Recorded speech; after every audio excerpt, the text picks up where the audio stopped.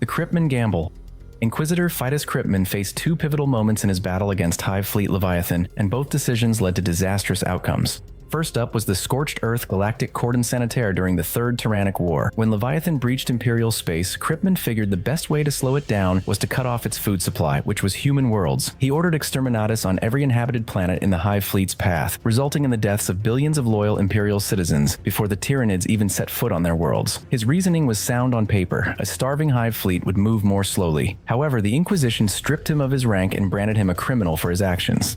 After being disgraced, Kryptman tried to redeem himself with a new plan. He used elite Deathwatch Space Marines to capture live gene stealers from the planet Carpathia. He put these aliens into frozen sleep on a massive abandoned spaceship called Perdition's Flame. Finally, he blew up a moon called Geist to shift the spaceship's gravity, steering it directly into the Orc Empire of Octarius, so the two alien races would fight each other.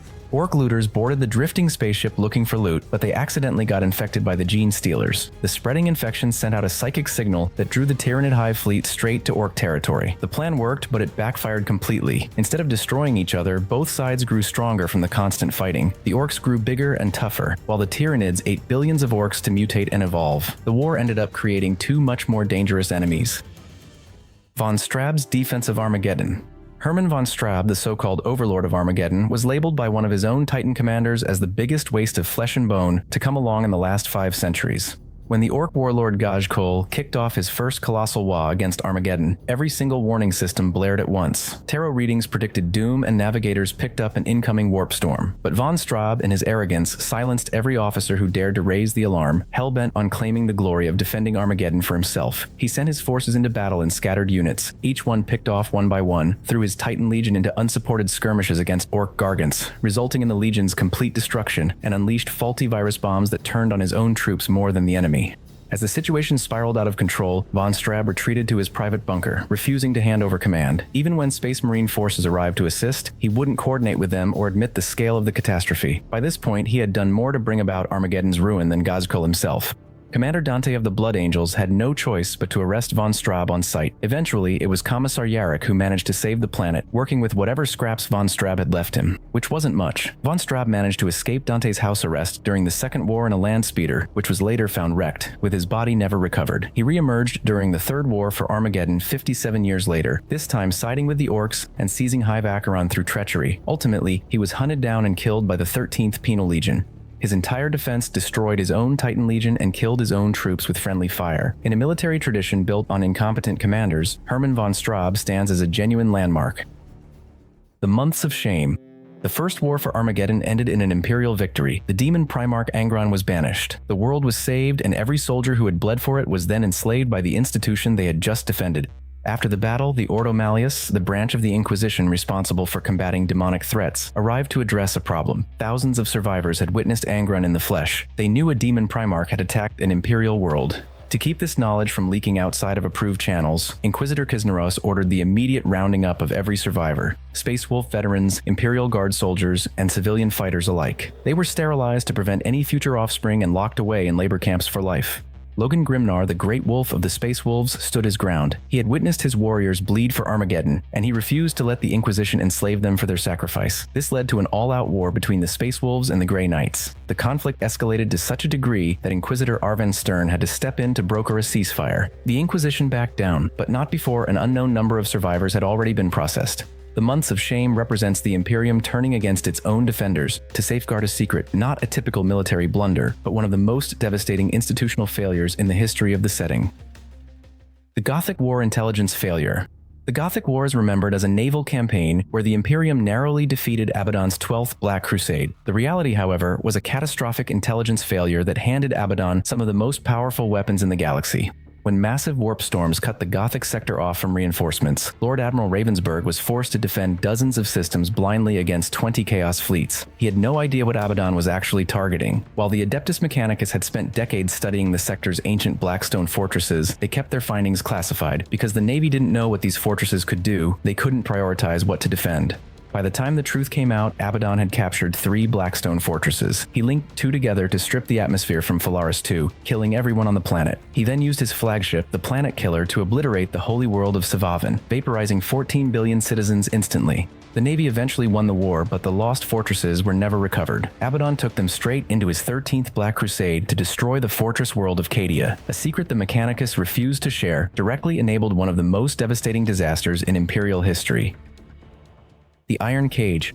Perturabo, the Primarch of the Iron Warriors, built a massive 20-square-mile stronghold on Sebastus IV called the Eternal Fortress. It was a deadly maze of bunkers, minefields, trenches, and hidden tunnels. Knowing his bitter rival's pride, Perturabo made sure Rogel Dorn, Primarch of the Imperial Fists, learned of its existence.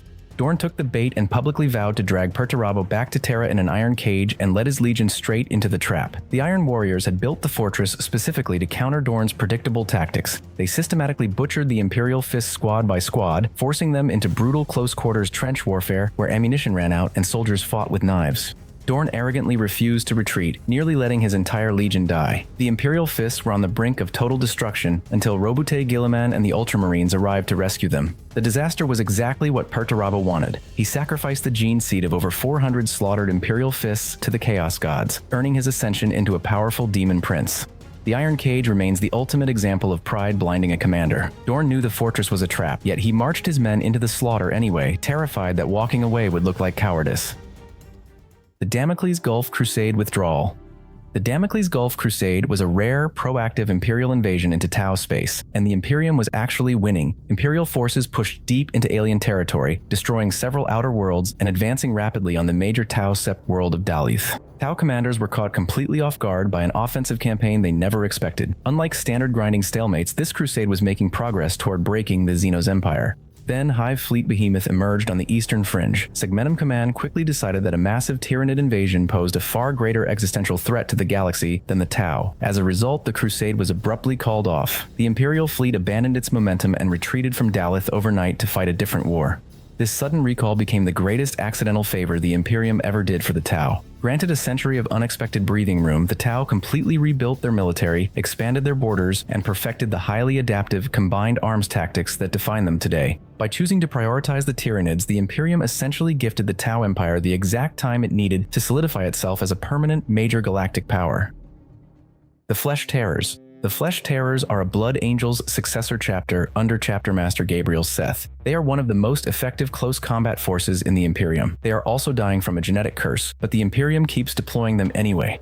The chapter suffers from the Black Rage, a genetic defect that drives Space Marines permanently insane, forcing them to relive their Primarch's death at a rate faster than any other lineage. Gabriel Seth has openly stated that his chapter will eventually cease to exist from within. Despite their obvious genetic instability, the Imperium ignores the warning signs.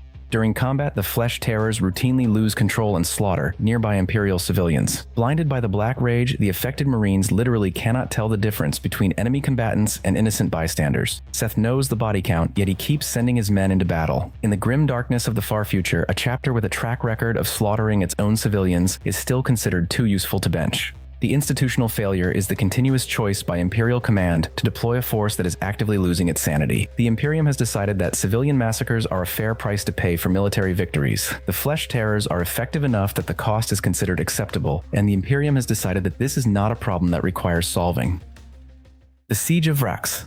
The Departamento Munitorum estimated that reclaiming the fortress world of Vraks from a renegade cardinal would be a quick, minor cleanup. Instead, the war raged for 17 years, draining an entire sector. The initial Imperial assessment underestimated the armed cultists by a factor of 4. The Munitorum's budget only covered 3 years of fighting, leaving zero contingency plans when the localized rebellion exploded. As the stalemate dragged on, Vraks became a beacon, drawing far deadlier threats like Chaos Space Marine warbands and full demonic incursions. Rather than admitting their original math was wrong, the Imperial High Command doubled down on the blunder. They committed 34 brutal regiments of the Death Corps of Krieg, with multiple Space Marine chapters and entire Titan legions. General Staff even proposed Exterminatus, which was rejected.